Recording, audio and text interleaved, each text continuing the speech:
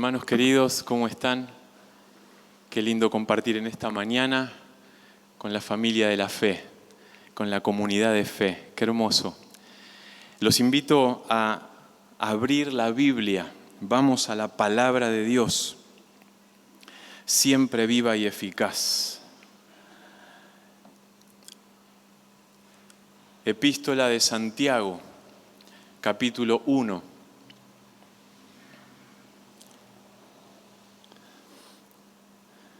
Vamos a leer desde el versículo 2.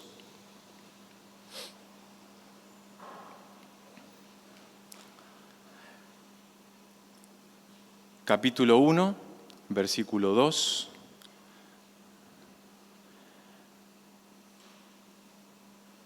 Dice la palabra de Dios: Hermanos míos, tened por sumo gozo cuando os halléis en diversas pruebas, sabiendo que la prueba de vuestra fe produce paciencia. Mas tenga la paciencia su obra completa para que seáis perfectos y cabales, sin que os falte cosa alguna. Y si alguno de vosotros tiene falta de sabiduría, pídala a Dios, el cual da a todos abundantemente y sin reproche, y le será dada.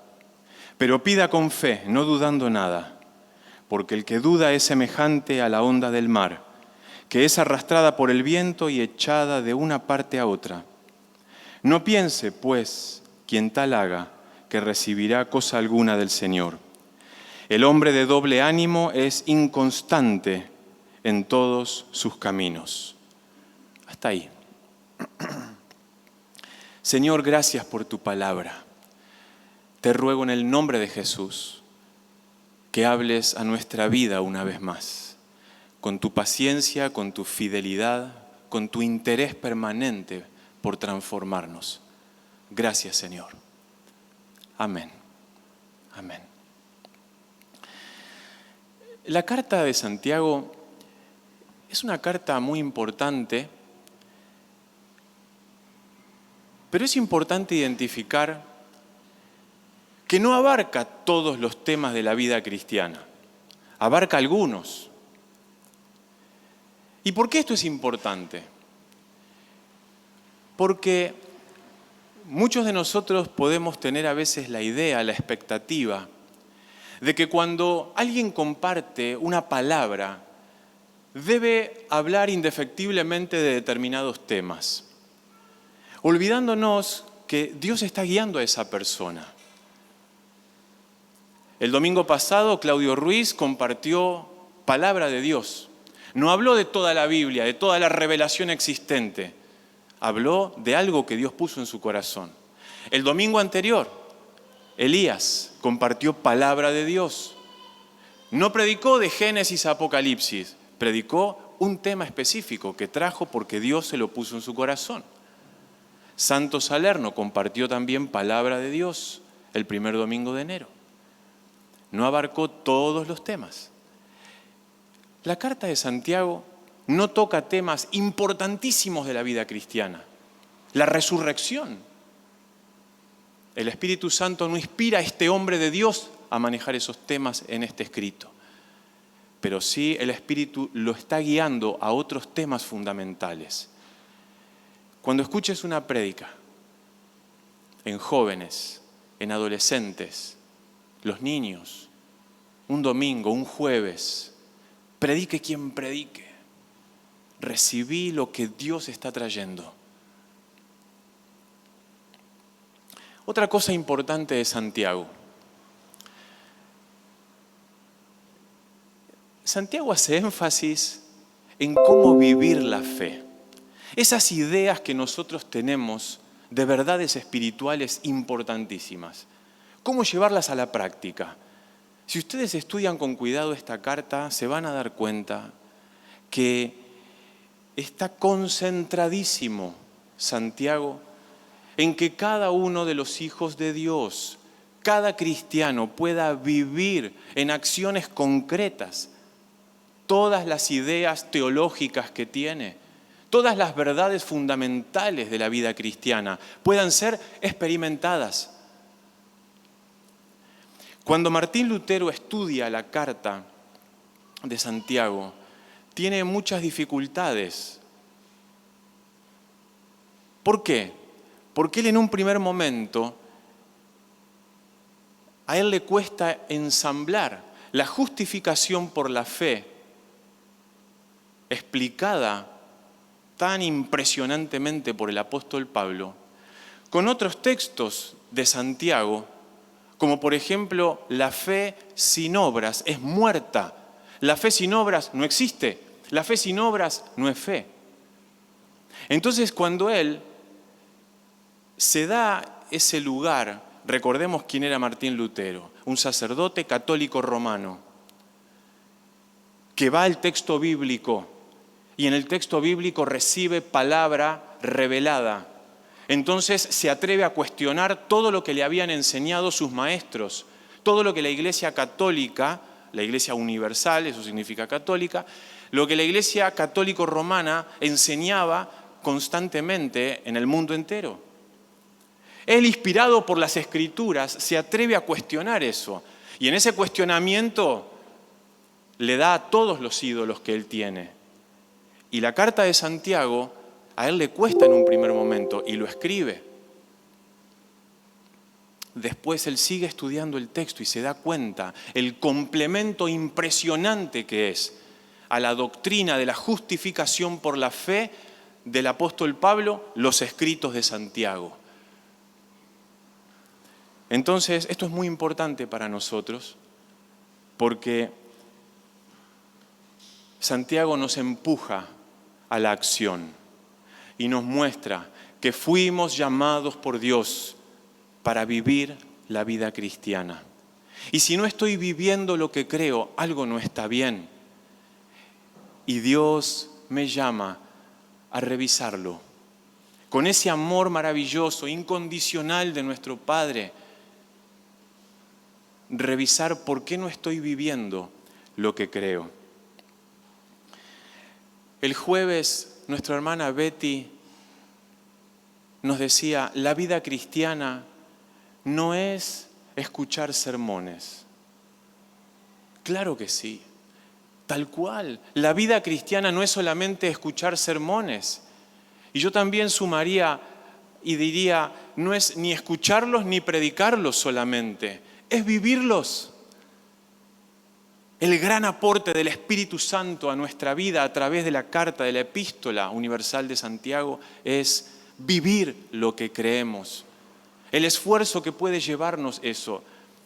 La honestidad que necesitamos para leer la carta de Santiago a conciencia.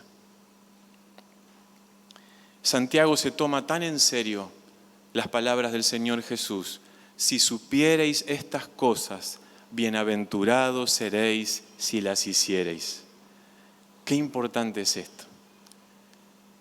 Para Santiago, la fe verdadera es vivir lo que uno cree o por lo menos luchar con todas nuestras fuerzas espirituales que Dios nos haya dado para vivir en obediencia.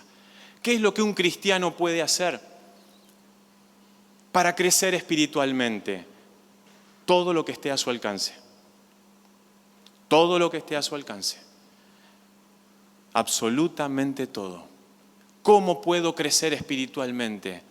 Tendrás que esforzarte, tendrás que luchar, tendrás que buscar su presencia.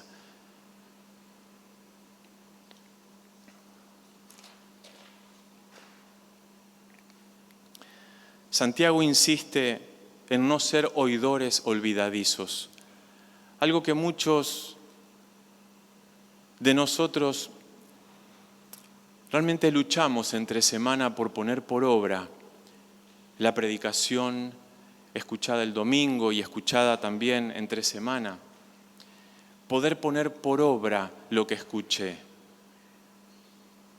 Lo que nuestro hermano Claudio Ruiz predicó el domingo pasado, lo que Elías predicó el domingo anterior, lo que Santos predicó el primer domingo de enero.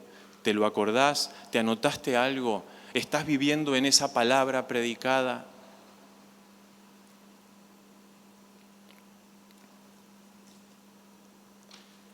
Sin duda que Santiago nos llama a la acción. a ser cristianos que actúan según la revelación recibida. En el texto que acabamos de leer, Santiago nos dice varias cosas que tienen que ver con actitudes cristianas. Podríamos decir riquezas del carácter de un cristiano. Hermanos míos, tened por sumo gozo cuando os halléis en diversas pruebas, sabiendo que la prueba de vuestra fe produce paciencia. Mas tenga la paciencia su obra completa para que seáis perfectos. Si alguno de vosotros tiene falta de sabiduría, pídala a Dios. El versículo 8 nos habla de la inconstancia. Entonces, varias verdades del carácter que se ensamblan unas con otras. Santiago nos está describiendo un carácter maduro. Nosotros tenemos la tendencia a idealizar algunas virtudes. Supongamos que de repente leo un libro sobre la oración y estoy entusiasmadísimo con orar. Muy bien, pero no puedo decir que toda la vida cristiana es orar, ni que la única manera de transitar un crecimiento espiritual es orando. Necesito otros elementos fundamentales que justamente en este capítulo 1, en estos primeros versículos, Santiago describe. No puedo creer que la vida cristiana sea solamente gozo. Habrá momentos en que Dios capte nuestra atención a través de un tiempo de grandes dificultades y es allí donde el gozo en un primer momento puede desaparecer y Dios está trabajando en mí. Después el gozo puede volver en medio de la prueba, tal cual el texto lo dice. No puedo tampoco creer que todo en la vida cristiana es sabiduría o paciencia. Son un conjunto de cosas que terminan forjando un carácter maduro. Acordate entonces de tener todos estos elementos en tu mente, en tu corazón. Crecer en todos estos frentes para que finalmente seas una persona, tal cual lo dice el texto, no de doble ánimo, una persona estable. El proceso entonces de desarrollar un carácter maduro tiene muchos elementos en la vida cristiana. Por eso es tan importante avanzar en un frente amplio de verdades espirituales fundamentales. Supongamos que mi hijo Franquito, con sus 8 años, me pregunta, ¿a quién querés más? ¿A Felipe o a mí? Ni a Felipe ni a vos, los quiero a los dos por igual. No, a uno de los dos lo tenés que querer más.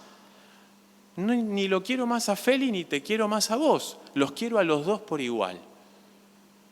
Así son todos estos elementos de la vida cristiana. Todos son importantísimos. Todos en su justa medida, en su lugar correcto, forjan en conjunto el carácter de un hombre y de una mujer de Dios, estable emocionalmente, estable en su carácter. En los versículos 2 y 3,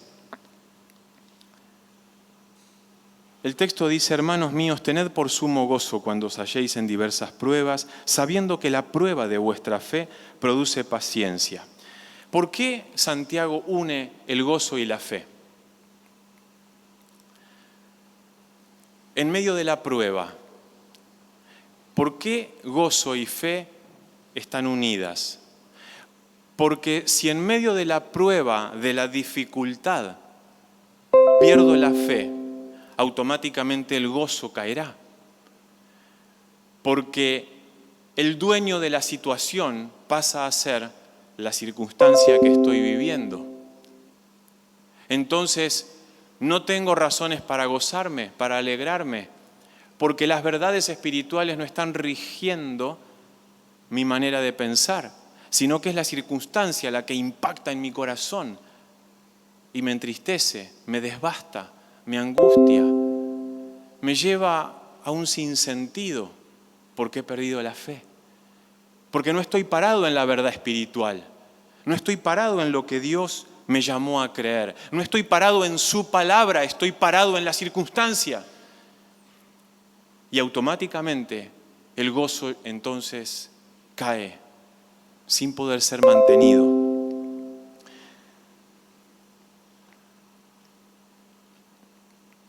Si yo logro mantener la fe en medio de la prueba, entonces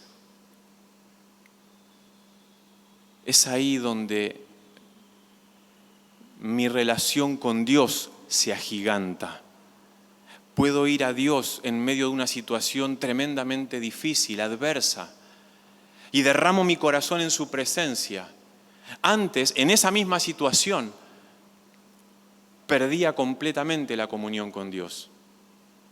Pero hoy, que estoy creciendo espiritualmente, puedo acercarme a Dios, tal vez con un nudo en la garganta, tal vez con dolor de estómago, tal vez con lágrimas en los ojos, pero me acerco a su presencia y le digo: Rey de Reyes y Señor de los Señores, aquí vengo ante tu altar, superado y desbordado humanamente por este conflicto, pero sabiendo que vos sos soberano y yo no voy a dudar de la grandeza de tu bondad y de tu fidelidad en medio de esta situación que estoy viviendo. Confieso que Dios es un Dios bueno en medio de la dificultad que yo estoy viviendo.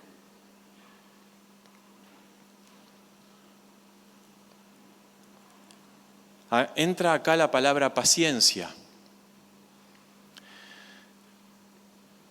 El pastor MacArthur propone reemplazar aquí la palabra paciencia por la palabra resistencia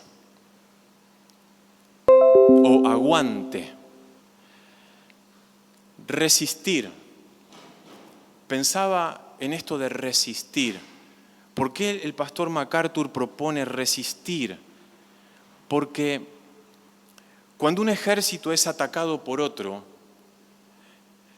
y el ejército atacado no puede resistir, retrocede, se sale de sus posiciones defensivas y retrocede. Entonces, comparando eso con la vida del cristiano, cuando el enemigo ataca, la prueba me ataca y yo no resisto, ¿de qué retrocedo? ¿De qué me salgo? Me salgo de mi posición de hombre espiritual o de mujer espiritual que está parado en la palabra de Dios. Por eso MacArthur dice que hay que resistir, porque si resisto en la palabra, mi fe es probada y yo doy entonces crédito a lo que la palabra dice, que la palabra es cierta, es verdad, y que la prueba es enviada para yo madurar espiritualmente. Y en las mismas situaciones que antes me soltaba de Dios, largaba todo, no tenía expectativa espiritual, hoy resisto en la palabra. No hay prueba que me saque de ese lugar de vivir en las verdades de Dios. Humanamente no veo nada, pero espiritualmente sí. Entonces mi fe crece, mi fe se agiganta. Y yo entonces sí estoy en ese proceso de transformación espiritual.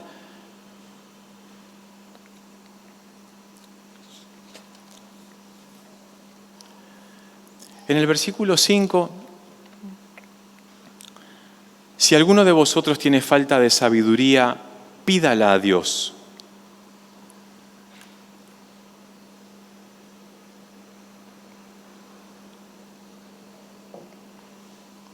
¿Quién de nosotros no necesita sabiduría? ¿Cuál es el creyente, el discípulo de Cristo que puede decir: no, yo no voy a pedir sabiduría porque no la necesito? Santiago está hablando,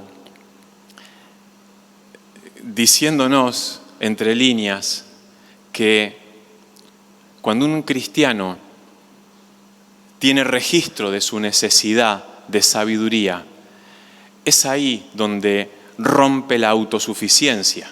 Es un acto de humildad. No todo creyente reconoce que necesita sabiduría. Un creyente sano reconoce su necesidad de sabiduría porque sabe que Dios tiene mucho más preparado para él. Hay mucho más por delante, mucho más crecimiento espiritual aguardándonos. Entonces, Santiago está diciendo, a aquel que tiene registro de su necesidad de sabiduría, pídala. Fíjense cómo son dos cosas que se complementan. La humildad que me lleva a ser consciente de mi necesidad de sabiduría es la misma humildad que me lleva a orar. Cuando se pasan los días, las semanas, los meses, sin pasar tiempo en oración, aunque me duela, tengo que reconocer que estoy orgulloso, que estoy autosuficiente, que no estoy reconociendo con actos concretos que estoy necesitando de Dios. Yo me arreglo solo, no, con lo que ya sé yo puedo. No es así. Necesitas todos los días alimentarte delante de Dios, derramar tu corazón en oración delante de Dios. El orar es un acto que intenta destruir el orgullo, entre otras cosas, ¿no?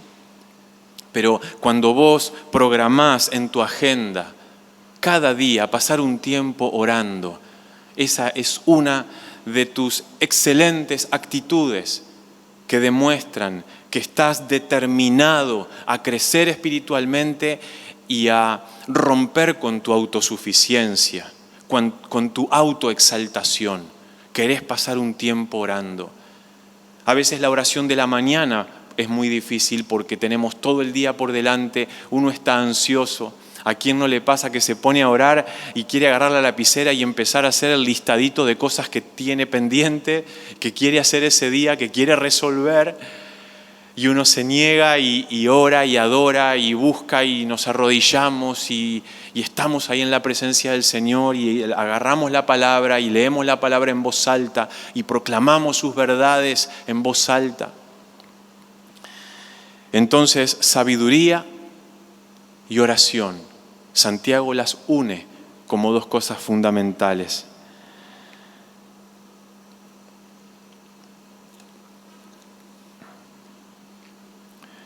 Pero pida con fe, no dudando nada. ¿Por qué es necesario pedir con fe? ¿Por qué es necesario en medio de la prueba no dudar? Porque si dudo en medio de la prueba, mi vida pierde el rumbo. No sé para dónde voy, no sé para dónde estoy yendo. Miro para atrás, miro para adelante. Y al perder la perspectiva espiritual de mi vida, de mi realidad, no sé a dónde voy, entonces me pierdo, estoy perdido, no sé hacia dónde ir. Pero lo más importante es que si pierdo la fe, estoy desconfiando de Dios.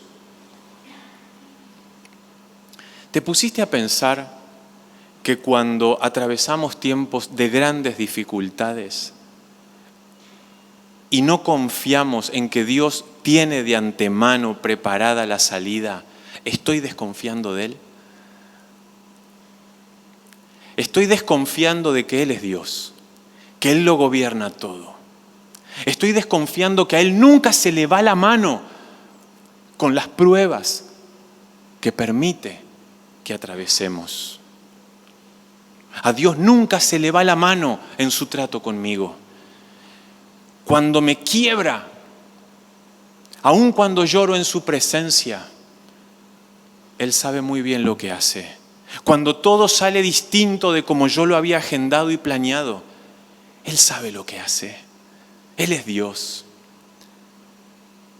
No puedo perder la fe, dice Santiago, porque si pierdo la fe, estoy desconfiando de su autoridad de Dios.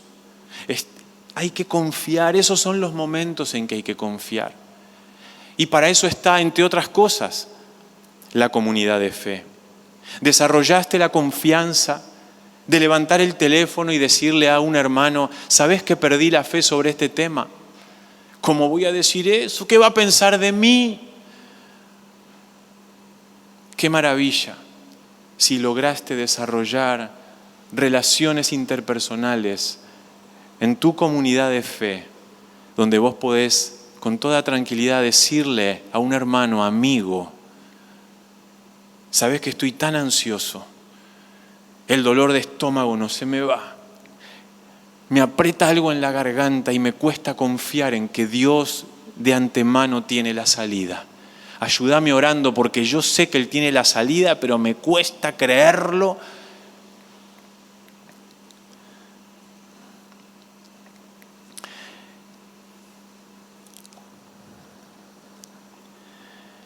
El hombre de doble ánimo es inconstante en todos sus caminos, dice el versículo 8.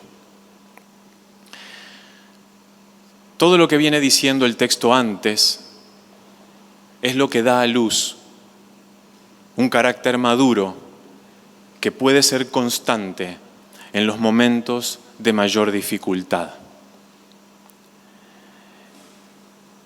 El hombre de doble ánimo, o sea, el hombre que pierde la fe, el hombre que deja de creer que Dios es soberano y que Dios tiene la salida y la solución, el hombre o la mujer que desconfía de Dios, es inconstante, es impredecible, es inestable en su conducta, en su ministerio, en sus acciones, en su diario vivir.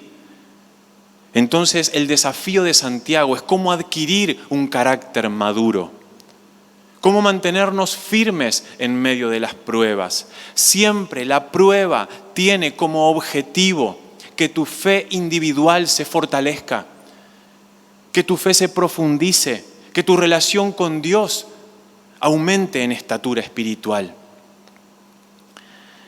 Jesús fue así. Jesús logró mantener un carácter estable. Cuando los fariseos lo criticaron, lo odiaron, bueno, lo crucificaron. Él nunca perdió el rumbo. Cuando sus discípulos no entendían espiritualmente lo que realmente estaba sucediendo y aún las enseñanzas de Jesús,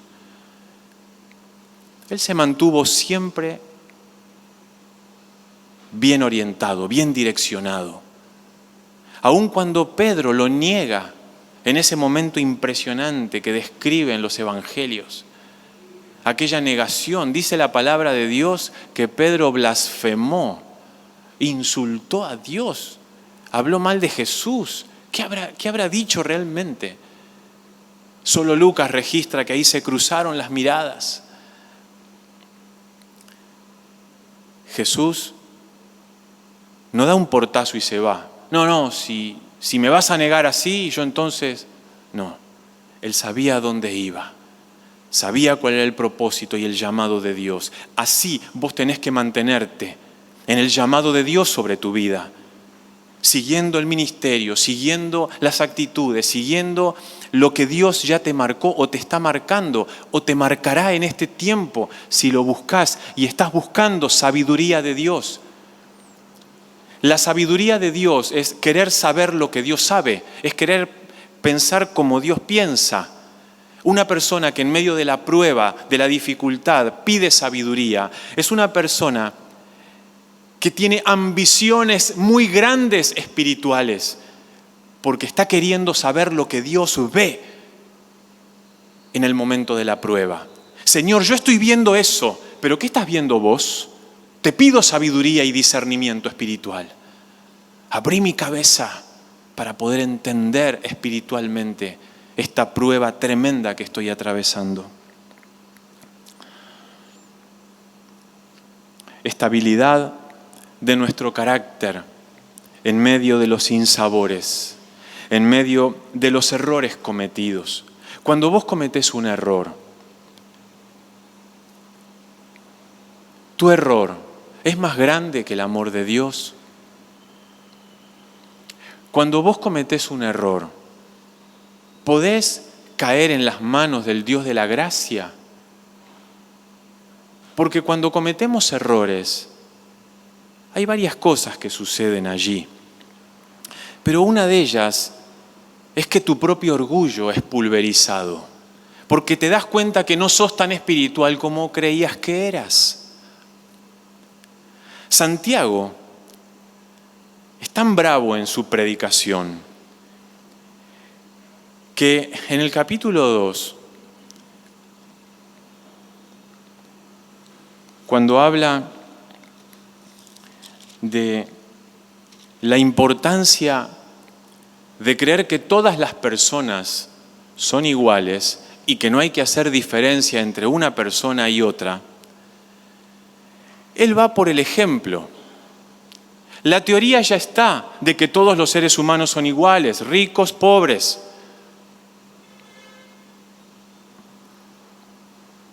Sabios y no sabios. Instruidos y analfabetos. Todos son iguales. Pero él va por el ejemplo. Ya la teoría está, así que no hace falta tanto teoría. Vamos por el otro lado. Entonces hace la historia.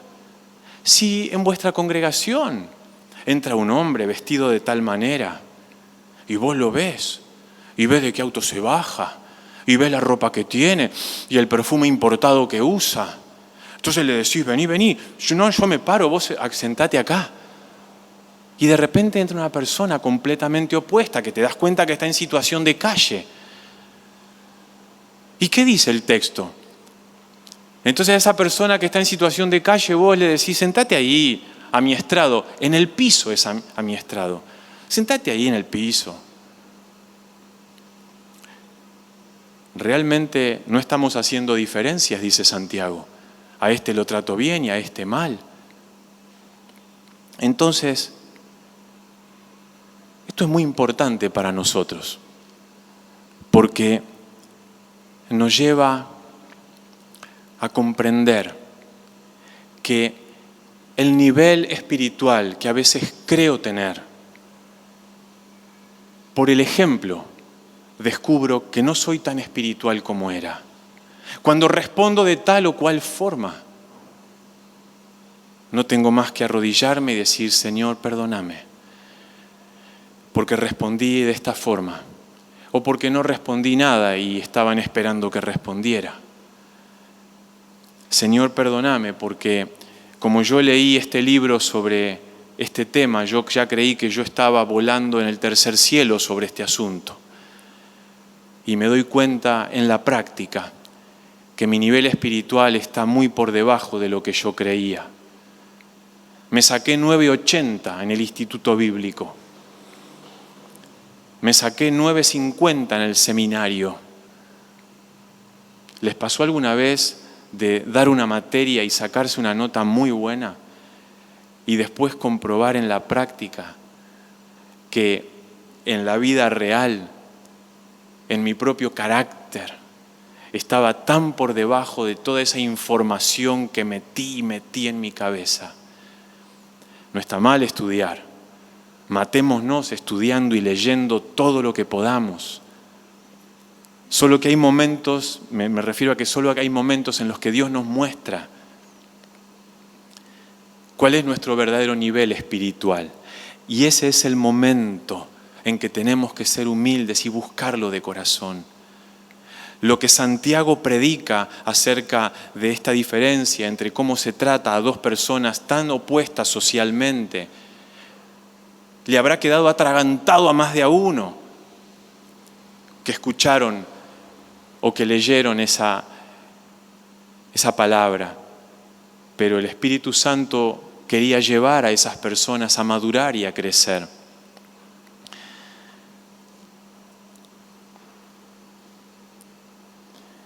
Perseverar en medio de las pruebas, perseverar en medio de las dificultades. Eso es lo que Santiago nos dice. Vivir la fe cristiana, vivirla con pasión, buscar vivirla, buscar experimentarla. Y vuelvo a Jesús. quien está por encima de Santiago, y Santiago se basa en Jesucristo. Si conocemos estas cosas, bienaventurados seremos si las hacemos, si las ponemos por obra. Vamos a orar, por favor. Querido Señor, gracias por tu palabra. Gracias porque todo el tiempo nos enseñas cosas. Y esta palabra para nosotros es muy importante. Y estás marcando un camino y un proceso en nuestra vida. Señor, queremos tener un carácter estable, un carácter predecible, un carácter guiado por el Espíritu Santo. Señor, danos un carácter maduro. Mostranos en qué estamos teniendo doble ánimo. Señor, trabaja en nuestra vida. Llénanos de tus verdades espirituales que pueden marcar un rumbo en nuestra manera de vivir. Te necesitamos. Engrandece, Señor, tu palabra en nuestra vida para caminar en tu verdad. Señor, trabaja en nuestro interior. Transformanos. Santifica nuestra vida para que nuestro carácter sea un carácter estable. Gracias por cada uno de mis hermanos, los que están presentes, los que están viendo el mensaje en internet. Señor, gracias. Trabaja en nuestra vida. Te necesitamos. En el nombre de Cristo Jesús. Amén. Amén.